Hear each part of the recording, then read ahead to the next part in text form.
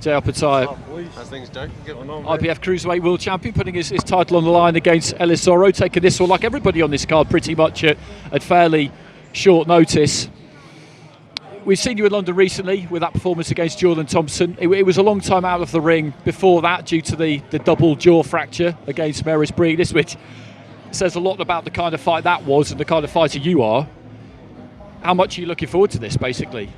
Man, I'm over the moon, bro. To be on an awesome card like this, packed with awesome fighters, you know, I'm pumped. I can't wait. 23rd of December, it's on. Let's go.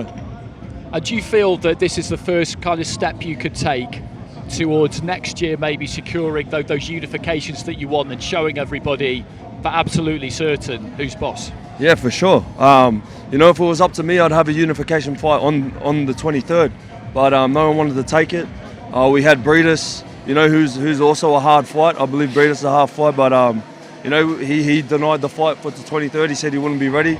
So they put someone else in front of me, so that's who I got to take out. You know what I mean? I'm here on a mission. I'm here to win these fights, and yeah, next year I want to win the rest of the belts. Does it feel really good too to be flying the flag for Australia? Because you look at Australian boxing yourself, you look at Tim Tszyu, he's flying high these days, and Maloney's, George Kambosos, what he's achieved recently. The sport's, you know, it's doing well in Australia.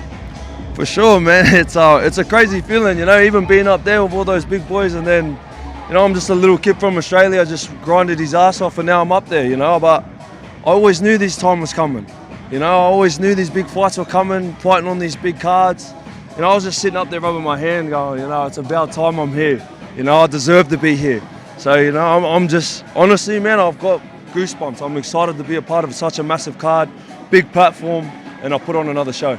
Does it feel like because it's obvious that you've got a bit of a chip on the shoulder towards the boxing, that you feel like you've been overlooked for quite a time, where you've got the skills to really deliver? Does it feel like a justification, vindication to be on a massive show like this and be a part of it, of a massive stage to try and showcase your abilities? Yeah, it is. It's a huge, you know, platform to showcase my abilities. You know, I did have that chip on my shoulder coming into the last fight in London. You know, I've only fought twice with the world title. You know, I won it and then I defended it once, and now I'm on a massive card like this. So, you know, I'm training hard, I'm working hard, and I'm performing well. So it's all just, everything's falling into place. It's kind of amazing, your story, really, because I saw you at the World Youth Championships in Armenia in 2012. Yeah. I was at that tournament, and then a few months later you were at the Olympics. You weren't really old enough to go to the Olympics. I think, well, you were because you were allowed to, but I think they changed the rules subsequently. Yeah, they've changed. You were 16 at the time, so I mean, you've been doing this a really long time at a very high level. Man, I've been boxing my whole life. You know what I mean? And that's why I'm up there, bro. Like, I'm about time. You know, I've been a young kid fighting at world championships. I've won world championships. I've just been waiting for this time, you know. I always knew these big world title fights were coming, defending titles, then fighting for unification fights. So it's just around the corner now, and I can't wait. I'm excited. And it'll be a new experience as well, go to a different country to box in. Fabio will be able to tell you all about that. He was there at the end of October, and what we noticed there, and it'll be the same in December, is the scale of the spectacle. The investment in the whole thing is mind-blowing, to be honest with you. You'll see it day by day during fight week. It's like nothing I'd ever seen before. I mean, is that something that you particularly look forward to, that will get the juices flowing even more? Man, I'm a fighter. All I focus about is fighting. You know what I mean? All the bells and whistles, all everywhere. That's all the outside noise I try not to look at. You know what I mean? I just focus on getting the job done 23rd of December, and that's it.